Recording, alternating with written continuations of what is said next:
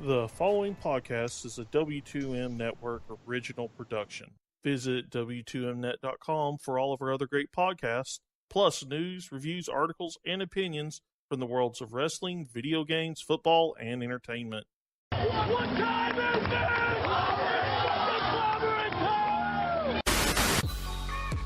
There is nobody that holds a candle to the king. You know, I wouldn't be opposed to, maybe you build some tag teams here. We are the absolute best tag team of all time, bar none, the greatest tag team of all time. Jay White's going to be a star, no matter where he goes. I'm going to be the guy that spits in the face of cliches. I'm going to be the guy that tells time to off. Man, what in the world is Joe doing? Just standing. And then I thought to myself, maybe he just likes Jericho's music as much as I do.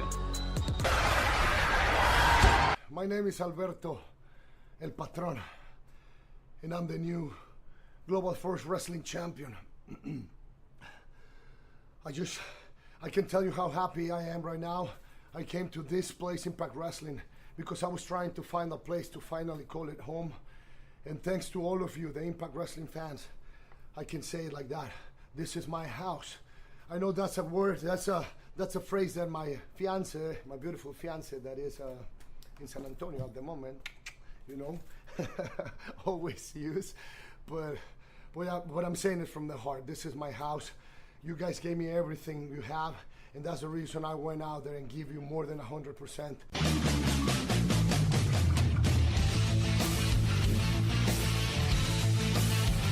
Ladies and gentlemen, wrestling to the max.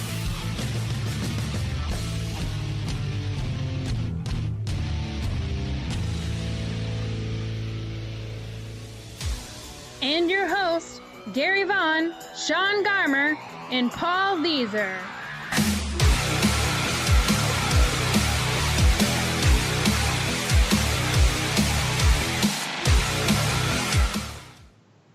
Welcome, everyone, to Wrestling to the Max, episode 246, part 2. And this, of course, is brought to you by the W2Mnet.com. That's right. If you want to go find all the great wrestling content that we have to offer and everything else under the sun, like sports, like video games, like entertainment, and, of course, the world of wrestling like we'd love to indulge in every week, make sure you go check out W2Mnet.com. And also don't forget to go see the greatness of the W2M Network, which is a place that you go and you can go subscribe to get everything that the website has to offer when it comes to podcasting. And if you just want us, go check out Wrestling to the Max alone.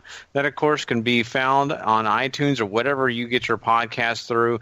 Please don't forget to go subscribe, rate, and review. That, of course, once again, helps get the eyes and ears on the show. And, of course, helps you and us, gives more people a voice. That's what we like. So, of course, I am your host, Mr. Gary Vaughn. Along with me is Mr. Sean Garmer. What's up, everybody? And Mr. Paul Leeser. Hey-o.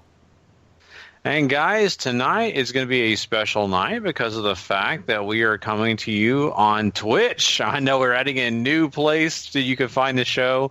It'll be a live stream on Twitch. But, also we're going to be adding the stream that Sean's actually doing right now onto our YouTube page, and that'll make it really cool so we can have some eye candy. While you're listening to the show, you can watch whatever Sean's playing, whatever game he decides to play the night we record. It'll be there, plus you'll hear our voices going through the world of wrestling and talking about what's going on, what the hottest topics are, and the biggest shows that are available for that week. And so, hey, it's just another way to sit there and enjoy YouTube instead of just seeing the same screen for the 90 minutes that we record. Or maybe just the 60 minutes. I will say that just be mindful that Twitch erases stuff after 2 weeks. So if you did want to watch it on Twitch, you need to make sure that you watch it quickly because they erase stuff in order to keep their servers clean or whatever. It's not like YouTube where we currently have 866 videos technically. Wow. That would never happen on Twitch. Yeah. Because even if you pay, it goes away after 2 months. Oh, yeah. So there you go. Well, at least they got YouTube to go check it out on. If you missed for some reason on Twitch, you have YouTube. And of course, if you just like the audio version, you can go wherever you find your podcasts. And so this is great. I'm really excited about this. I think it's a new addition to the show that, helps the audience and helps them get a chance to, if they're just wanting to listen on YouTube, if that's the best way for them to find our show, at least they have something to watch while they're listening. So I think it's a great idea that Sean had, and I'm excited about it. Something else that's kind of fun is, as we do these shows week in and week out, we do them twice a week plus the review shows. So we do a lot of shows. But, these Wrestling to the Max shows that we do are kind of special because they're the origins of everything we've ever done. And they're also kind of a time capsule. I don't know if you guys have ever thought about that, but they really are. Sometimes we'll come on here for about 5 to sometimes 15 minutes if it's a crazy thing and talk about something that's not wrestling related. It's just something about our lives, and it's kind of a time capsule for those things. And so for future Gary, I just want to say you're enjoying this show called The Sun, or I think it's The Sun. Yeah, The Sun on AMC. Season 1, you're really enjoying that, dude. So this is what you were doing way back then. There you go. So there's my time capsule. And Paul, come on. I think it's a cool deal. I can't say I've ever gone back and listened to a lot of our old shows, so I don't know if it would really work out. That's pretty terrible. Paul's like, I don't want to hear myself again or hear you guys again. I've already lived through it. Well, we do like 5 shows a week. Like, yeah, I can sometimes go back and listen to the regular episodes, but I can't go back and listen to like the review shows twice. It's enough just doing them. So, God bless the people that listen to every single show. You guys are great. Yeah. But hey, we have to do them, so that's enough too. Yeah, exactly. I guess we want to do something that I started watching the show Great News on NBC. It basically just makes fun of the newsroom. It's like a comedy about the newsroom. So, being a former person that was studying journalism and had to learn way more about boring news and how it's done, then it's kind of funny actually to like go back and watch it. And it has this producer has her mom working there as an intern, so it's like their relationship played out through the job and everything. It's funny. That is good. You know what? If nothing else, a show about the news and making fun of it would hopefully get young people to watch the news. Because sometimes, every time I listen or watch the news, whether it be on the radio or TV, I hear about these young people getting killed now, and it makes me so sad because they tried to rob somebody and got shot, or they made a dumb decision. And I'm thinking to myself, if they would have listened to the news about another 16-year-old who got killed, maybe they'd make better decisions. I don't know. But, maybe it's a lack of news, or maybe it's just something else, but I don't know. It's like we don't really have a lot of options now. They got to talk about Trump, or they got to talk about some other dumb thing. So, yeah, that is true. I think lack of news is the problem. I mean, we have 4 or 5 24/7 news channels on cable these days, and that's not to mention the internet. Plus all the fake news. Probably. Yeah. Yeah, Facebook is the news channel now that's probably the most popular amongst young people, and including adults. So because you're already on it. Yeah, that's true. The funny thing is when it's like been there for days and it's the same thing. Oh. And you're like, hey, do you guys ever update your news thing? Like, come on, guys. I know, right? Get with it. So it is what it is, I guess. But we just mentioned Facebook. Also, if you're a new listener and you don't know this already, we do have a Facebook group, Wrestling to the Max, and it is an awesome group of people that talk wrestling nonstop. Lots of different things are put in there. Not everybody in that chat, of course, on that group listens to the show all the time. A lot of people are they see wrestling in the title, they get stoked about it and join. That's fine with us. We don't care. We enjoy all the people that do listen, and if it's a great way for them to just chat about wrestling, we're okay with that too. So go join that group if you haven't done it already. We have an awesome group of people involved in there, and you don't want to miss out on the great action over there too. So But yeah, guys, I mean, I think we kind of chatted a little bit about what's going on with this, and so let's move on. Let's jump into some quick hits here. We have some things in the world of wrestling that I find quite interesting, if you ask me. The first one I want to mention really quickly here is the fact that we have, of course, we just talked about this, I believe, on Monday night on our part one, that Jim Ross is going to be calling the action when it comes to the UK tournament. And or not tournament, excuse me, UK show, not tournament. They already did that, the UK show itself. But they are now announcing that Jim Ross is also going to be involved in the women's tournament. That's what I meant by tournament. And so this is interesting. They're going to have him do these projects, and I think it makes sense for the fact that, you know, these are things that are network exclusive. And, you know, it's also not taking away some of their announcers that they already have on the big shows that they have during the week. So there you go. I mean, Sean, what do you think about Jim Ross doing this? How do you feel about him going over there and calling the women's tournament? You know, it's he's the play-by-play person. So what matters really is who they have doing the color or the analyst spot, depending on who they kind of want for that, right? Like, do you want somebody that's just going to analyze the action and that's what you get? Do you want somebody that's kind of like Daniel Bryan and gets really excited and whatever? Or do you want, I hope to God you don't want another JBL, or I guess you could just have Corey Graves do it and you get a much more modern and nicer version of JBL. So it's up to what, you know, they want to do. Do they have somebody in mind that's a women's wrestling expert that they might bring in? Who knows? But, I mean, JR is going to bring prestige to that tournament. It's going to make people pay attention. It could bring old fans in because of its JRs on it.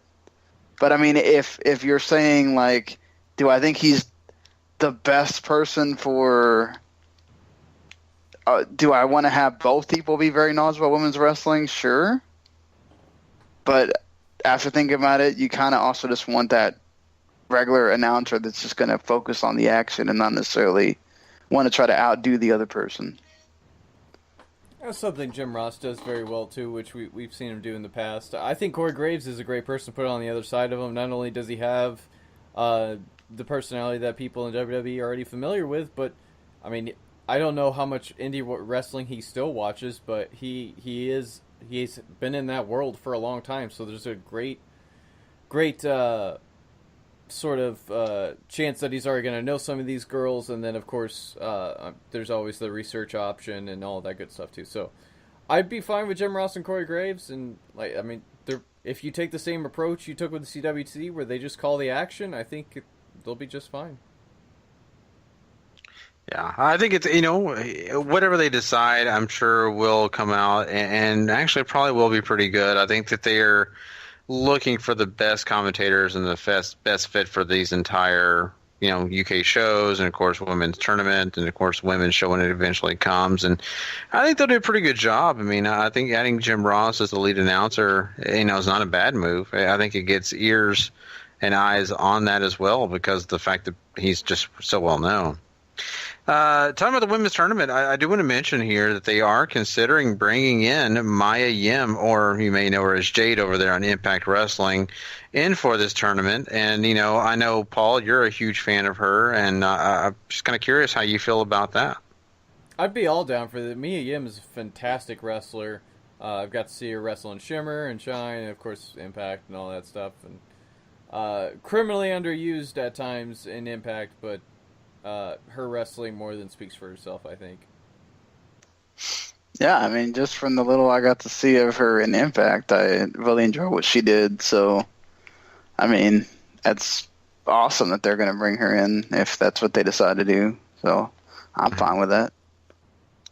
Yeah, I think it'd be really cool. See, this is the best part about this women's tournament. I mean, you get all these faces that you've never seen on WWE television appearing, and especially since you've seen them other places. That's what makes it exciting. I don't know about you guys. I just wonder if she would actually sign, though, because I would think that if she does well, that would be somebody they'd want to bring in. But I wonder if, you got to think about it, too.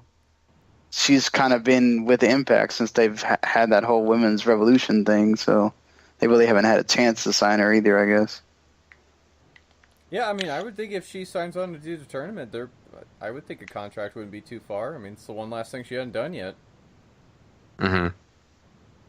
No, I think it'd be really awesome. I think that, if they are going to have a women's show, they're going to need that kind of talent on there to keep people's interest. Let's be honest, you've got to have people that are exciting. I mean, not only that, maybe some people that people recognize. If it's not in WB, it's got to be somewhere else. And Impact at least has been a show that's been airing on cable television, so they can see it, And they probably have seen her at some point. So it's a very important thing. You can't just throw in a bunch of indie wrestlers and just expect people to know and get excited about them. So we've talked about that several. We've talked about it several times about the UK show in general.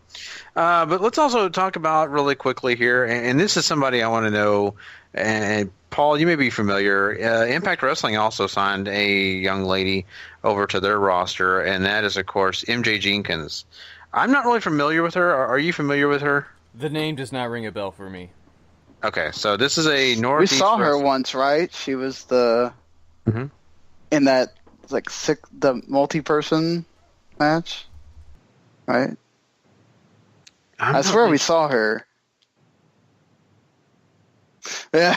Yeah, you may be right, Sean. I don't remember either. So, but anyway, she is going to be a part of some Impact tapings coming up here in the near future. They actually had her debut at one of the One Night Onlys. So, cool. Let's talk about some other thing else that's really awesome. Underground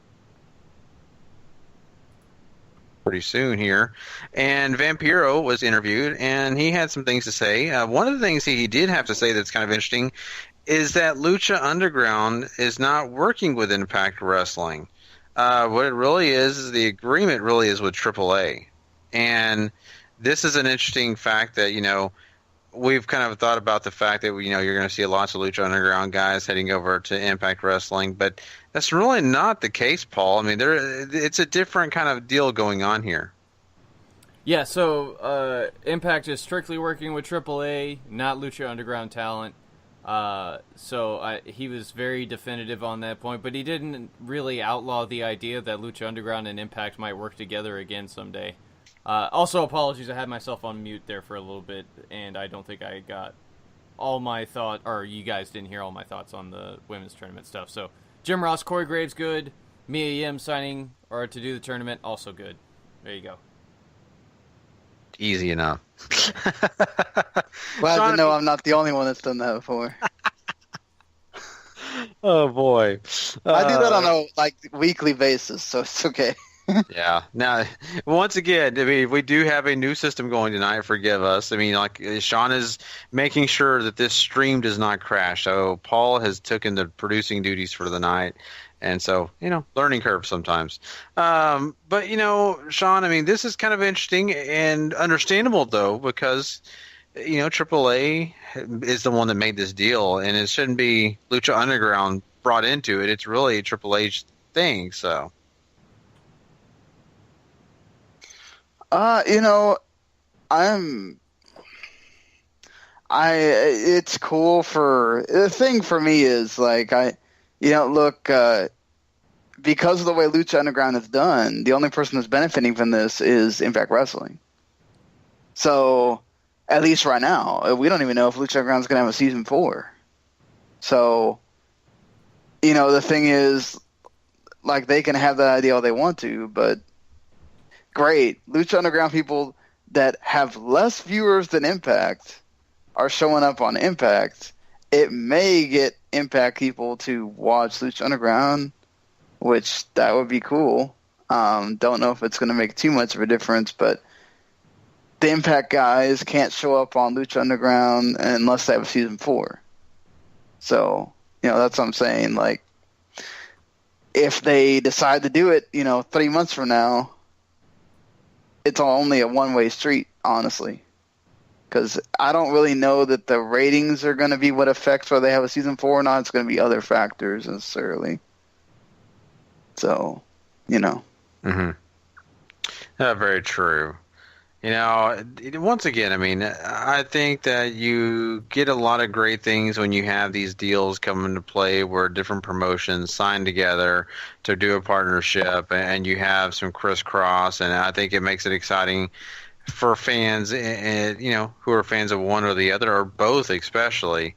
But when it comes to what's going on with Lucha Underground and Impact, it's not really on par with what they want to do. And right now, like Sean said, this is kind of more favoring Impact than it is Lucha Underground at this moment because AAA has that partnership with Lucha Underground. So, we'll see. I think this could be, something that interesting and here to follow. Like, Paul also mentioned, it's not out of the question that Lucha Underground and Impact don't get into deal themselves later on down the road. So.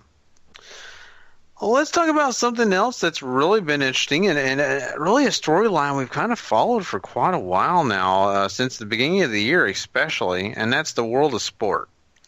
Now, there's a lot of rumors going around about the deal with World of Sport and ITV, but now it's looking like the rumors are going more in the direction of this deal is dead and World of Sport is possibly dead in the water.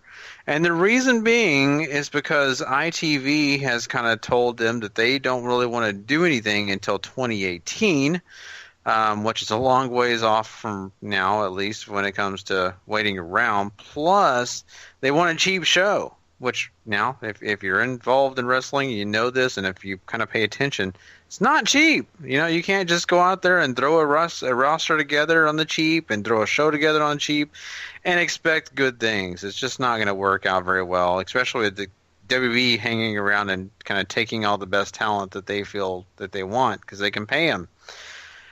Out of this whole thing, though, Sean, I mean, how do you feel about it? I mean, I know that this would have been a huge deal if ITV could have had the World of Sport, but, this is interesting. Yeah, the thing with this is it seems like as soon as they made the deal with Impact and now,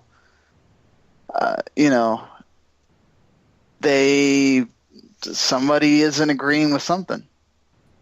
And now you've got to deal with Impact's talent and then who's out there that's not signed. I mean, they could get a bunch of UK guys, right?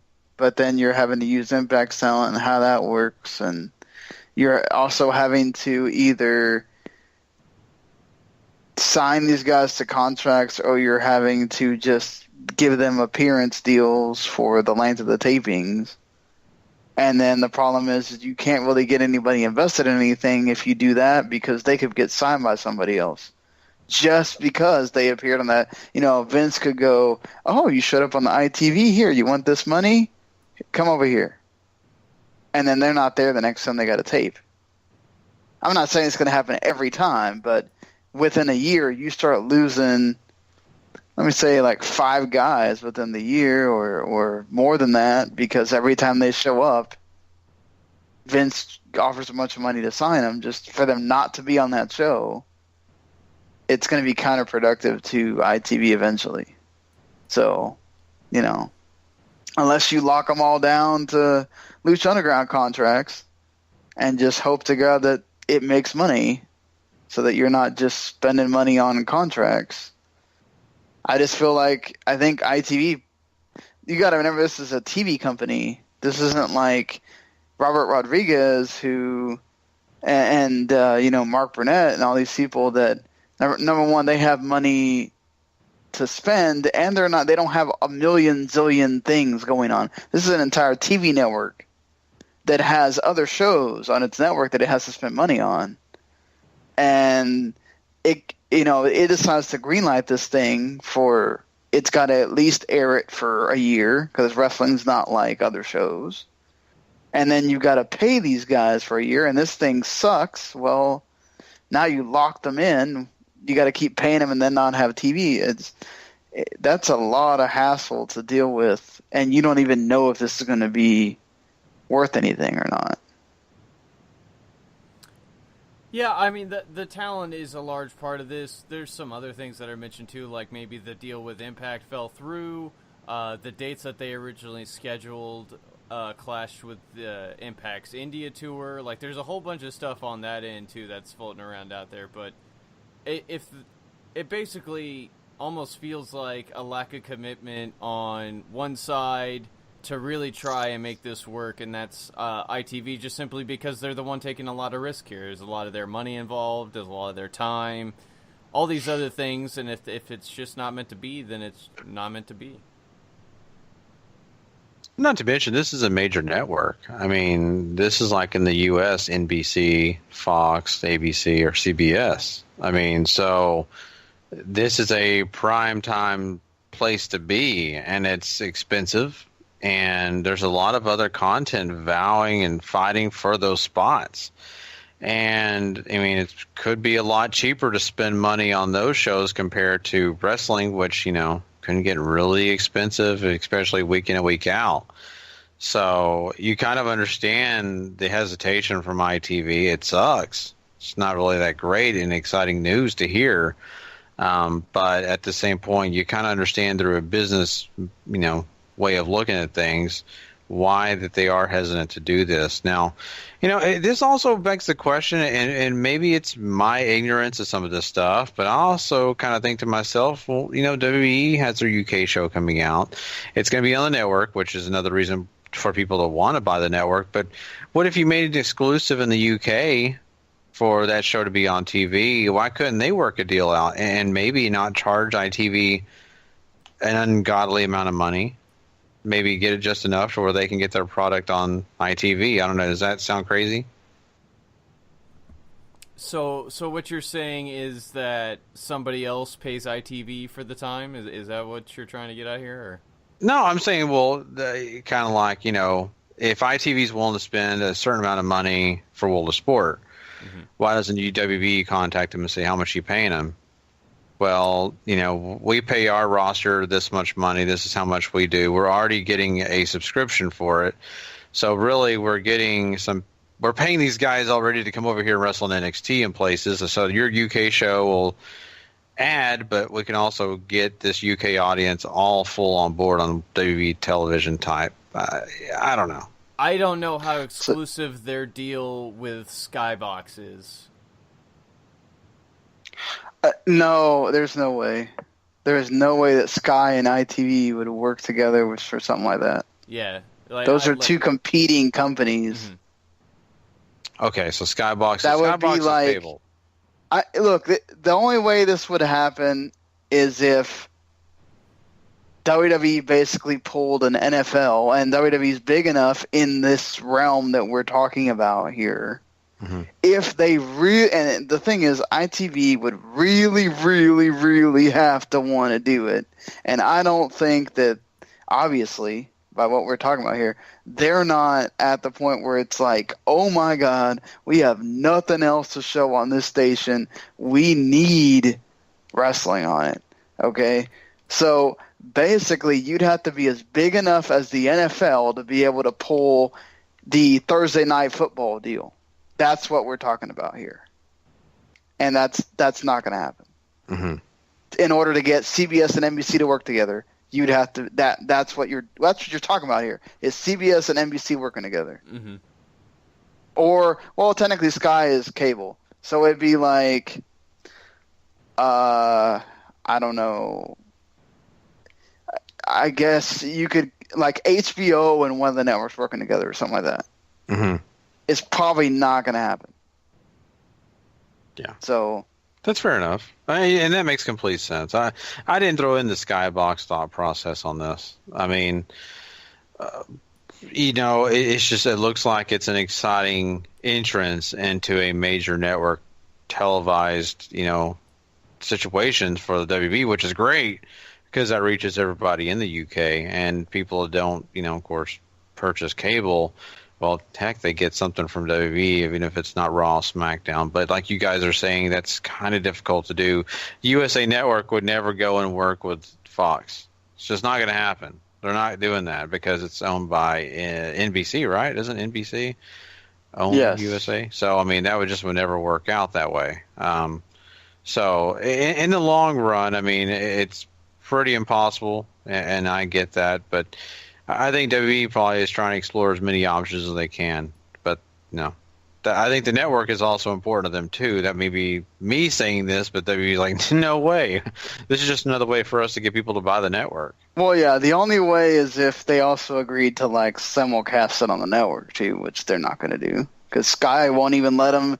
They have to air Main Event on a 3-week delay, as if Main Event was that important. But you know that's what I'm saying. Like they want their content exclusive to them, so you know. Well, you know, and to kind of tie this up and kind of go back to our first point here is the world of sport, you know, was something, and it was something special when it came to the UK wrestling scene, and it was classic, right? It's something that was, you know, I'm sure a lot more special to people there than it really is here, of course, but I think it's kind of a shame because we were kind of teased with that carrot hanging in front of us, and especially those UK fans who really wanted to see this happen. It's kind of yanked away in a way, and that's just a really big shame. And especially for the World of Sport fans, you know, they were probably stoked that they were finally getting their show back, and now it's not happening. That's just that's sad. So, but that's the way business works, you know. Well, let's talk about some other interesting news when it comes to networks. Access TV, of course, you know, they have their New Japan programming, and it's really cool. If you ever get a chance to watch it, you need to. It's really great. And of course, you know, Jim Ross is still commentating over there for the time being. But they have this really awesome shows coming out here. And they've been trying to figure out what they want to do. New Japan, of course, is coming to the States, and they are going to be doing a show in Long Beach, California. It will be on July 1st and 2nd. And those shows, of course, have been contemplated several different ways on how they will show them on Access TV and what they will do.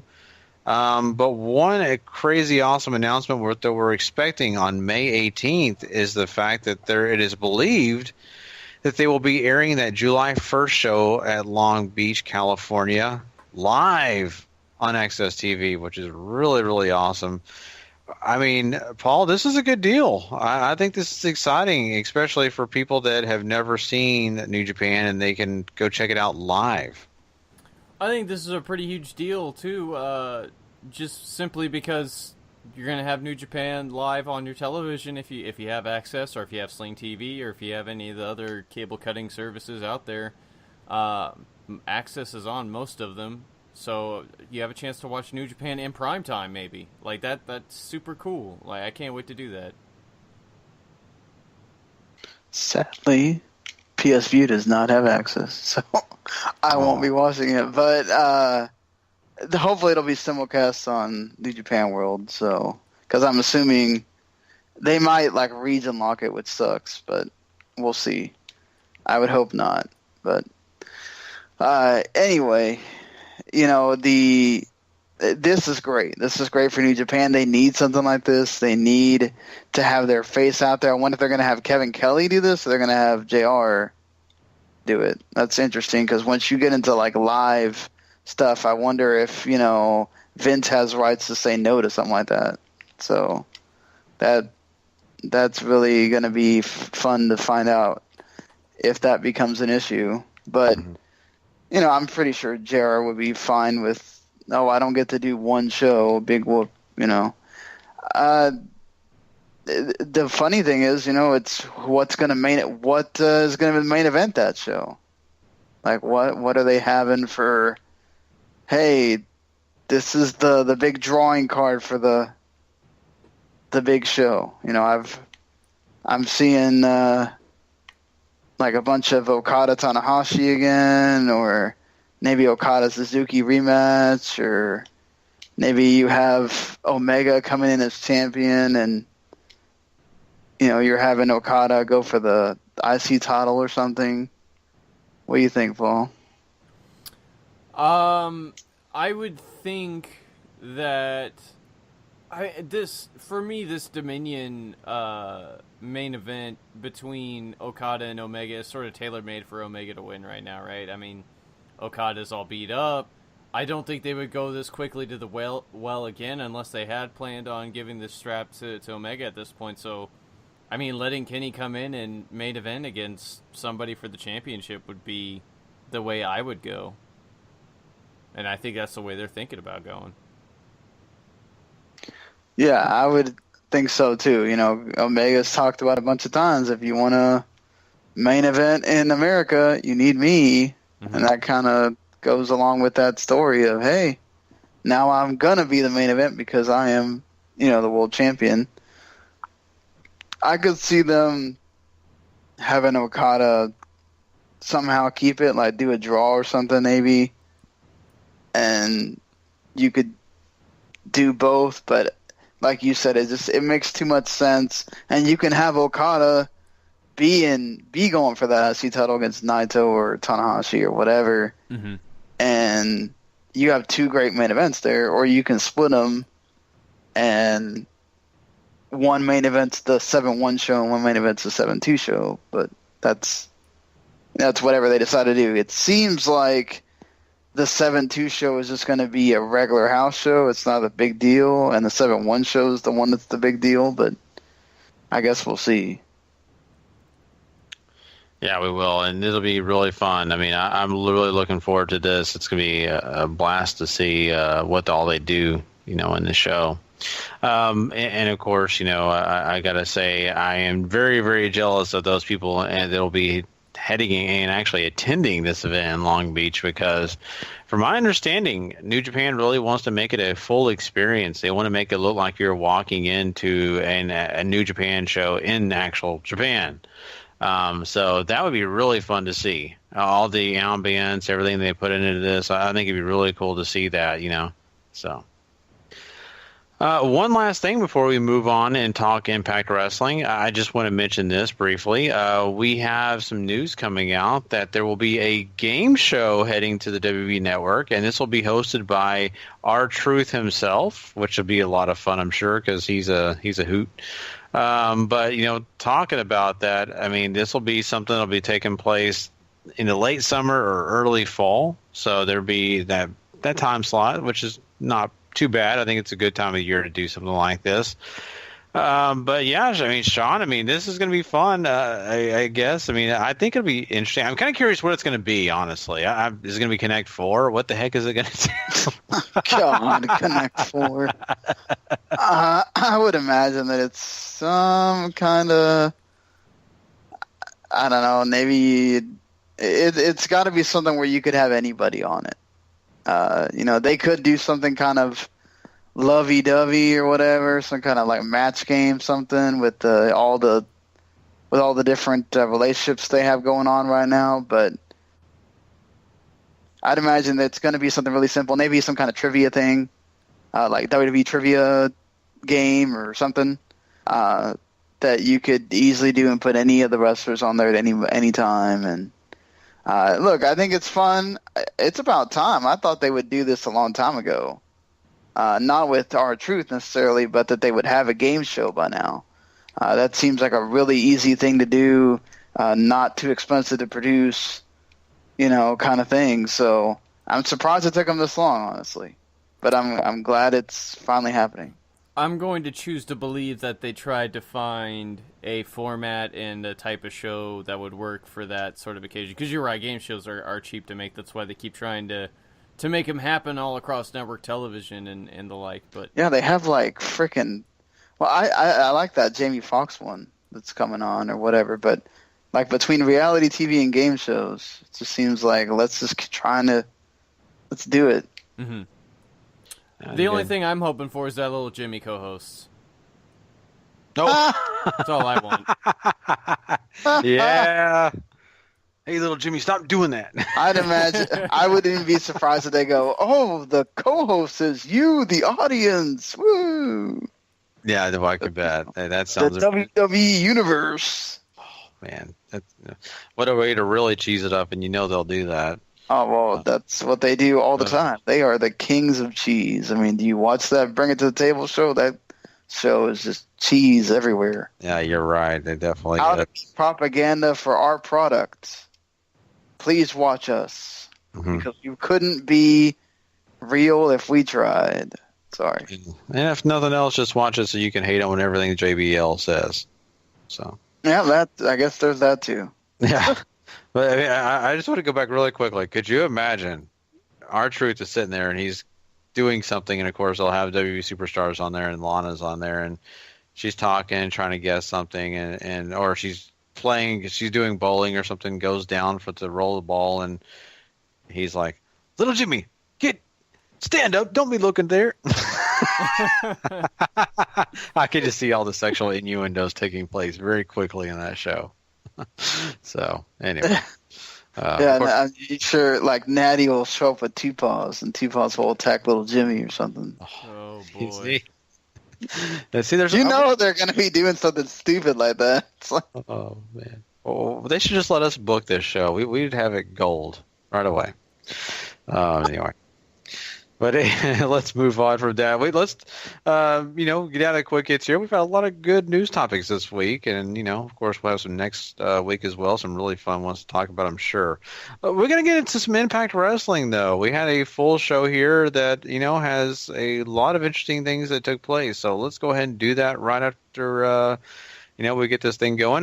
So let's go and do it. Yeah, let's go ahead and do it. Because I guess I'm going to run this down the card seeing as Sean's playing games. Yeah. We forgot about that part. No, we're getting used to this, guys. That's what's the fun part. And we're doing it live. I can sit there and look at this doc. Nah, it's no big deal. Because I don't think we even talked about it, so I got this. They open with X Division stuff, which is really fun. Andrew Everett, Desmond Xavier, Caleb Conley, Matt Sydal in a 4-way. I kind of wish this wasn't a multi-man, but they get 7 minutes. It's really fun the whole way through. You have a little bit of loss of flow in the middle, but everything else, it's super fun. Sydal gets the win, he takes the... no, he doesn't. Xavier takes the fall after Everett kills him with that Franken-driver thing that he does. So, I kind of like there's a lot of new faces. They have a lot of talent. Matt Sydal and Desmond Xavier are insanely athletic, and Andrew Everett is as well. Caleb Conley, I suppose you could sort of take or leave depending on your feel for him. But what'd you think of this? Yeah, go ahead. Go ahead, Sean. I really enjoy this. This is fun.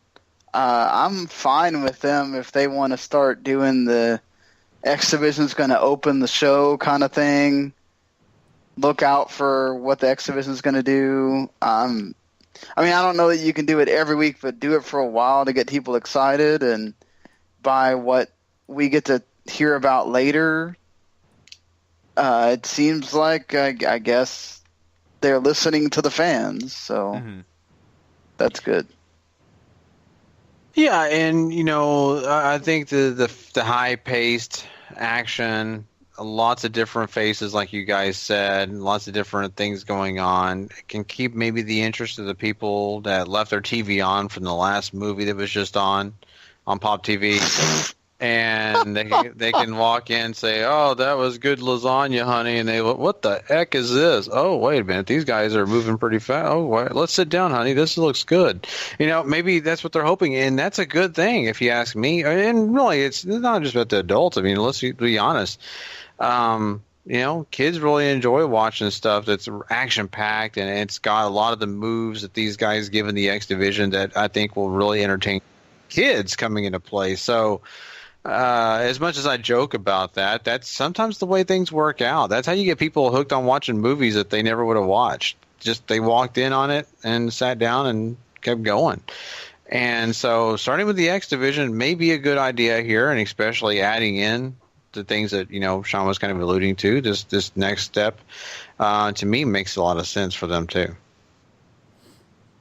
Yeah, I mean, they're working towards a lot of different stuff here. I mean, Andrew Everett and Trevor Lee still seems to be the focal point, but you got Loki sort of hanging off in the balance with the title now, so I don't know what they're doing there at all. I love that Everett and Trevor Lee are still the big focus, because what worries you is you think about Loki, he's really not a guy that sticks around a whole long time, and let's be honest, Matt Sydal's not either. He's there to help, but I don't see him sticking with him forever.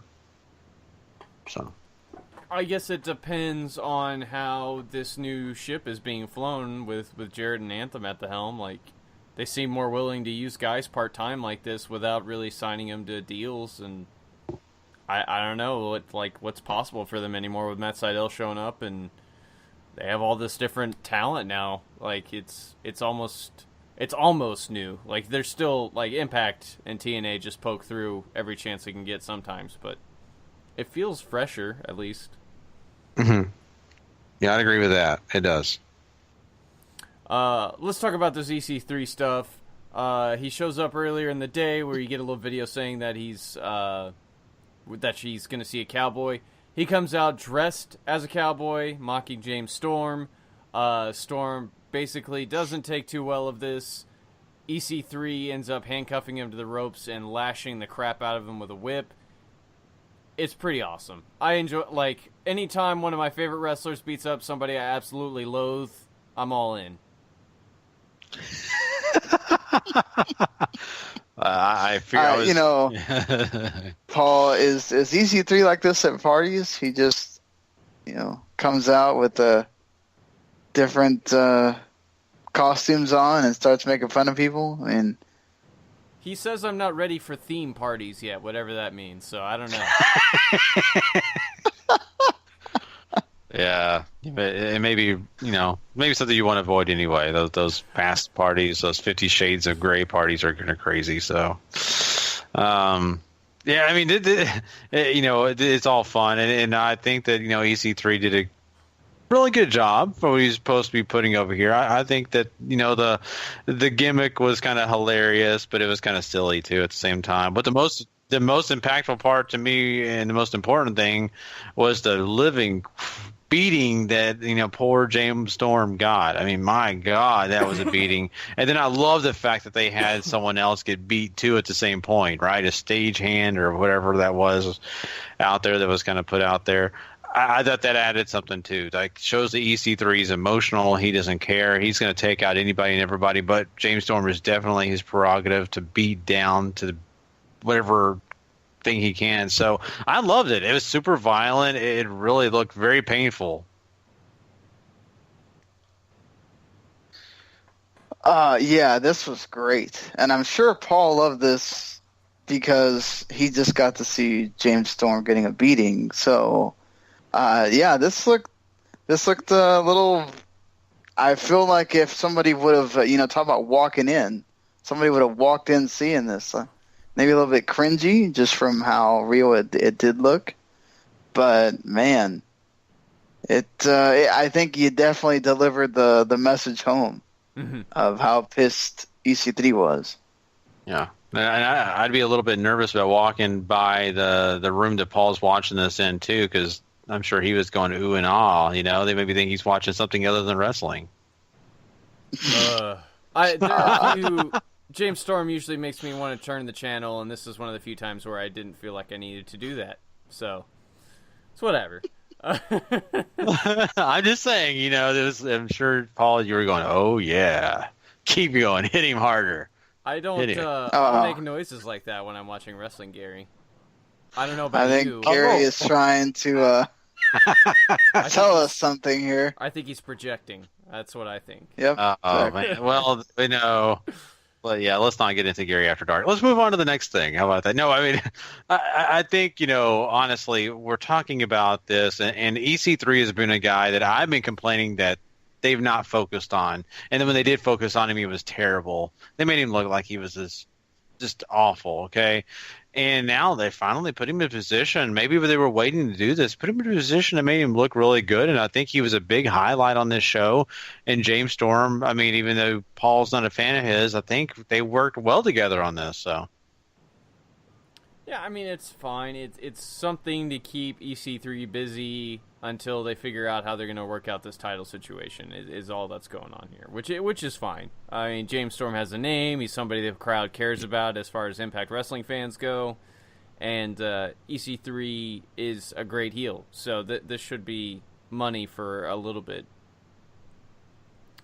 As much as I don't want to talk about it, they have some more Borash and Josh Matthews stuff where Borash continues to sort of harass Josh Matthews. He's got signs. I don't really care to talk about this all that much because it's terrible.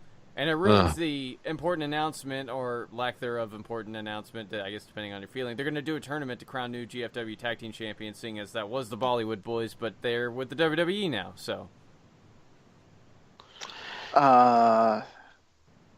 Yay! GFW Tag Team titles in here, woo. How many tag teams do they have on this show again? Didn't like the one you just brought in get hurt? I mean, this just doesn't seem like the time for that, but okay. You know, if the honors to set up unification bouts is all that's happening here. Mm-hmm. Yeah, I feel like that's... So wait, we're going to have unification matches for none of the GFW titles are going to stay around? Okay. Yeah. I don't know why that shocks you. Yeah. I mean, at least we got the U.S. title still. Like, you know, out of the whole deal with the Alliance thing. So, I mean, you know, it is...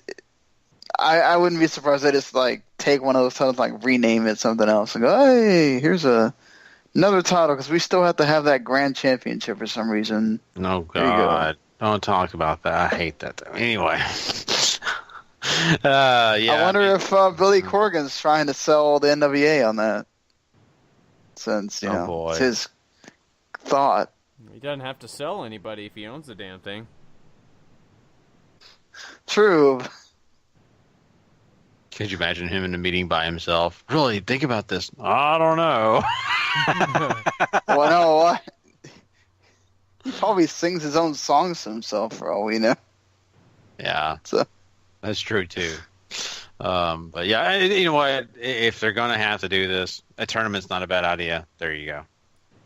Yeah, it's easy way to fill up time, and to sort of, I guess, lead into that, you have Garza Jr. and Laredo Kid take on Hakeem Zayn and Idris Abraham. This is really a nothing match where the jobbers get in way too much, but maybe these two guys are going to be something more, because, I mean, it's not like I say Impact has a lot of new faces, but they still have a kind of a small roster. Garza and Laredo Kid do get the win here. Laredo Kid hits a 450 splash, which is awesome. I mean, it's pretty clear, I guess, that these guys are going to win whatever tournament they're going to do, but it's sort of whatever at this point, right? Yeah, I mean, they beat this team, yeah, whatever. You know, it is what it is. But, you know, I still, for some reason, I have not loved everybody that they brought into this tag division, but I do enjoy watching Laredo Kid and Garza. I don't know why. They have some kind of attraction for me. I think that they actually have something that I think some of these other tag teams lack, and I don't know. Maybe it's just me being biased for some reason, but I do enjoy him. So, no, I'm okay with the squash. It works out. Yeah, you got to have squash matches sometimes, you know. So it's true. It's true. So we get some more Laurel and Congo stuff here. Laurel squashes Ava's story. It's just more reiteration of these two being nuts together. We don't really have to spend a lot of time on that. We get a high package for Spud and Swoggle because that needed to be a thing. And then we get this awesome segment. He hit him with a shillelagh, Paul. Oh, God. Watch me care, guys. LAX holds a funeral for the Decay. This is really cool. I enjoyed this segment a whole bunch. They sort of, you know, usher Decay out and bring in their new feud as they sort of run down America, which brings out the Veterans of War and leads to a big brawl. And this is just really fun for me. Well, you can tell that Conan was around Lucha Underground for a little bit. This is very Lucha Underground-y. But I liked it. This was one of the best things about the entire show. You know, I just love the way that LAX did this, and it just really felt like, and we're watching something about a team being dead here. This is great. Mm-hmm. Yeah, I mean, I think it was really cool. Sure, the earn stuff and all that was great, and the Conan, of course, is amazing at getting things across on the mic. So all praise goes to him on that. The whole flag waving thing was kind of cheesy, but you get the point. As soon as I saw that happen, I knew who exactly was coming out. It worked though. It did what it needed to do. So no problems with that. It was a little hokey though. It made me think, did this guy just walk in to buy a Coke and they said, "Hey, hold this flag, go down there and wave it." So do Puerto Ricans really hate America like that? That's what I want to know. Like, I don't know. Aren't you Actually, the same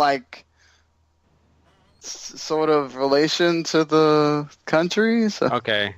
And this is weird because I've been in Puerto Rico on my honeymoon. Me and my wife went, and the tour guide that drove us down to the place we went to this castle explained the relationship between the States and Puerto Rico. They're grateful that they are a part of the States. They get some good things out of it, but they hate the fact that they have no say in anything that the States put upon them.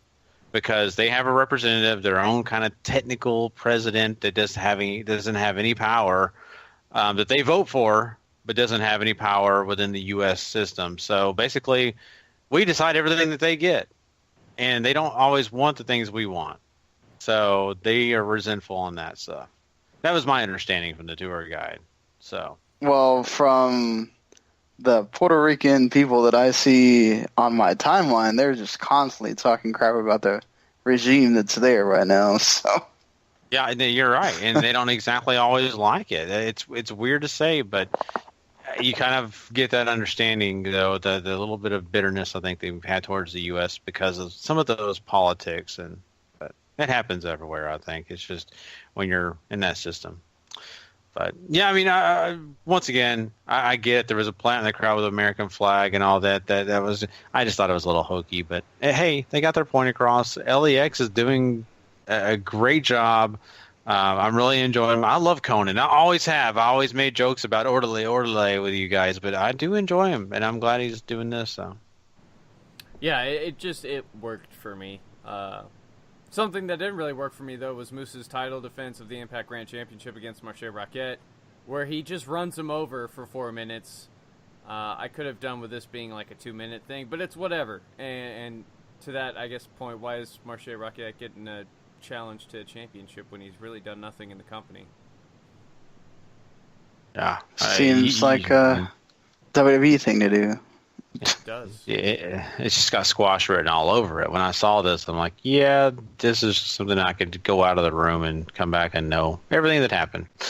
So, yeah. I mean, has there really been like this many like grand championship matches that you're going, oh man, I just loved watching these?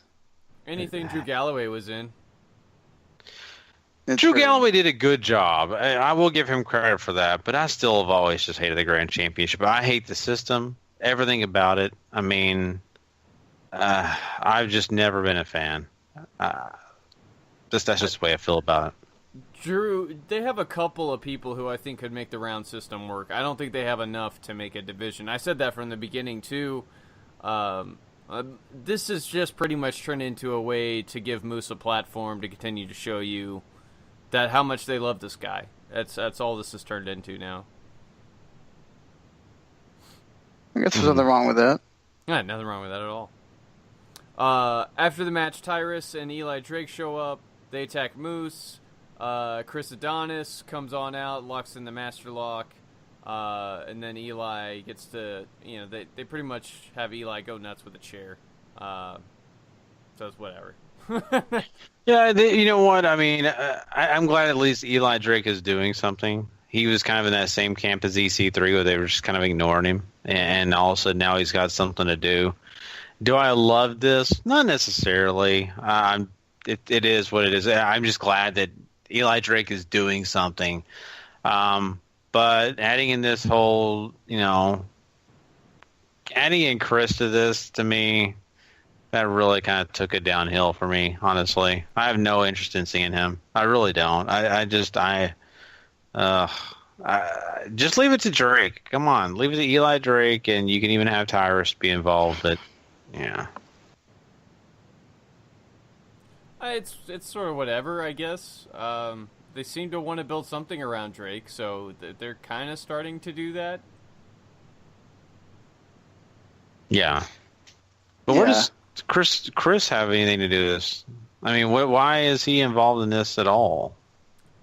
Maybe Eli's paying him the same way he's paying Tyrus. I don't know. This guy's rich. I mean, for a mid-card guy in a company that's not making a lot of money, where does he get? Maybe he can afford all these guys. Gary, we don't know. That's true. Maybe he's just manipulating him, and Chris is a dummy. Yeah. So. Hey, that's a good point. You know. It was bad. Yeah. I'm sorry. Yeah, I'm good with it. Hey, anything that makes Drake, look smart, I'm okay with it. We get the announcement that Ultimate X returns sometime. Lee Everett and Loki will all go at it inside for the X Division title.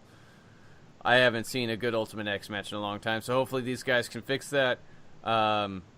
We then get to the part of the show where we have to talk about Eddie Edwards and Davey Richards. Their wives have a match. It goes to a disqualification because Edwards and Richards just pretty much need to fight. It wasn't really a match, honestly. Yeah, it's an extended brawl, essentially. Well, same thing I we've just been remember Angelina stomping her face. That's about the only thing. Mm-hmm. It was. I mean, you've seen it once, you've seen it twice, you've seen it how many times? It's just getting boring to me now. I can only watch this so many times. Yeah, I mean, Davey attacks Eddie with a crutch post angle. I guess I don't know, whatever, with a crutch to the knee again. So we're getting closer to when they finally write this guy off, but I don't know anymore when that's going to happen. Mm-hmm. Yeah. I don't know. I just feel like I'm not really compelled to care about Eddie in this. I mean, he's a pretty compelling guy. He gets us with he got us with the Lashley matches and all that. I mean, I feel like this feud is just not working the way that they want it to. They haven't really done a great job of capitalizing after their big semi-blow-off gimmick match that they had last month. So it felt like we were working towards a mixed tag, and you can't really do that anymore. So it just felt like they sort of scrambled to throw some stuff together to write Eddie off. Mm-hmm. Yeah, I can see that. Yeah, and poor, it's sad to say, but I mean, Angelina Love does not look like anything like she used to look. I mean, that baby must have really did some work on her. Jeez. Maybe so. I'm just being honest, man. I'm like, good God, what happened? Anyway, move on. That happens sometimes. I mean, some women just can't. She's also at that point where, like, she's not really getting back into wrestling shape either. I think let's look at it that way, too. It's not like she's coming back to make sure that, I'm going to be women's, knockout champion or whatever. She's just coming back to be in a storyline with her husband, so different motivations there. Mm-hmm. Sure. She may not feel like, I need to just be super fit right now. And, especially when it's, I don't think the company really cares. It's just Impact at this point. They're just going on, and they've already got them on contracts. Let's just do this storyline and get on with it. Yeah. Yeah, I mean, that takes us to the main event where Magnus defends the GFW Global Championship against Alberto El Patron. This is an obscenely boring match that felt like it went on way longer than it actually did. Patron is your new champion. He makes Magnus tap. I can't tell you how much I actually care about this, guys, because it's not there. Well, it's Magnus. He's boring, and Patron is. He has to be there in there with the right guy for you to really care, and this was not the guy. And you could see this coming a mile away too. So they want Patron to be the champion. They were dedicated to getting him to be a champion somewhere, some way, and that's the way they did it, right? The Global Force Wrestling title, okay, sure, here, just hand it to him. And I had this in the intro, with Patron, and it's not because I was amazed by it, thought anything of it. It's just because of the fact that I thought it was kind of funny. He was mentioning that, this is his house now, doing the whole page gimmick thing. But that was the only reason. Outside of that, this was just there. I just don't care. And it makes me wonder how many fans do care. I get, Patron has a huge following within, Mexico and, of course, maybe even some other Latino circles because they have pride. He's a Latino. He's a big star in the world of wrestling. But at the same point, I still feel that disconnect with him, and I don't find him appealing enough to really push this company along, if I can say it that way. And maybe that's not what they need right now. Maybe they're just needing some other former WB talent to come in here and draw eyes onto their product. Maybe that's what they're going for. Maybe they want to hit the dirt sheets as, hey, guess who got crowned champion, so people will watch it. But outside of that, I mean, I just the care is not there for me.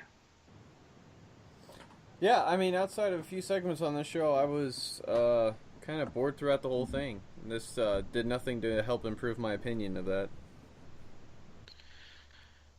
Yeah, it made me wish I was, I had some other bad habits or anything I could partake in while I watched this, but wow. I didn't. Yeah. I don't know if this made me want to take drugs, but well, not necessarily drugs. I just turned it off, to be honest. Oh man. So it is what it is. Yeah, that's Impact. Thanks, Paul. We'll hopefully have better stuff coming next week. Sometimes Impact actually gives us some great shows, and this week was ho-hum. Maybe next week we'll get one that we'll all be chatting about for a long time because it was so much fun to watch. And I think once these X Division matches get even, bigger and stronger, I think it's going to be a lot better. But we'll see, and hopefully the other feuds kind of start building something. That is, of course, our show for this evening, except for one thing. We have to crown a Superstar of the Week. So we're going to do that now, and we are going to give you guys also a Match of the Month and a Superstar of the Month as well. So this is going to be fun. We've got a few things here that I think are pretty entertaining. But let's start out with the Superstar of the Week first, guys. And we are going to give a point to the GFW champion that just got crowned, Alberto Del Rio. Or Patron. Man, I'm getting cracked out here because that was such a bad Stop being like Josh Matthews. I know. I'm sorry. I've got to mention WB 16 times so people recognize. Yeah. That we're inferior? Is that what the exactly. point? Yes. I guess. I don't really get that. Well, I mean, Patron gets a point. He won a belt. I mean, there wasn't a ton that happened in wrestling this week, so count yourself lucky, Alberto. Yeah. Yeah, if this was a better week, you'd be screwed. We got 2 points heading over to Tozawa. What do you think, Paul? That's Paul, you... I was about to say, am I doing the whole thing here? Tozawa was great. No. I don't think, Sean, did you watch that match? I don't know if you got a chance No, that's why I did not get to watch 205. I forgot. I'm sorry. I didn't mean to call you out there. Tozawa and Kendrick had an incredible main event match on 205 Live this week. I'd really recommend you go check it out. It kind of sucks the way the match ended because obviously that means the feud has to continue, and it's already gone way longer than it probably should have, but the match itself is quite good, and I would recommend it to anybody who's looking for something to watch from this week. Somebody Sean can tell you about, though, with 3 points, Jinder Mahal this week. Yeah, the six-man match was great. I enjoyed that match.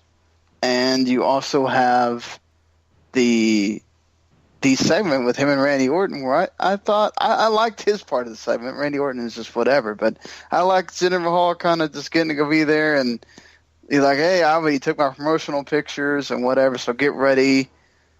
I feel like we're getting that payoff, though, so that Jinder's not going to win, which sucks. Come on. Let us see Jinder Mahal, WWE champion. They're hindering. We've seen Randy Orton. Yes, they're hindering. We've seen Randy Orton be champion a million times. Come on. What a better way to put over that gimmick than for him to be WWE champion? Mm-hmm. Yeah, you're right. And this was a toss-up between 2 and 3 with Tozawa and Mahal. I mean, Paul, we talked about this beforehand.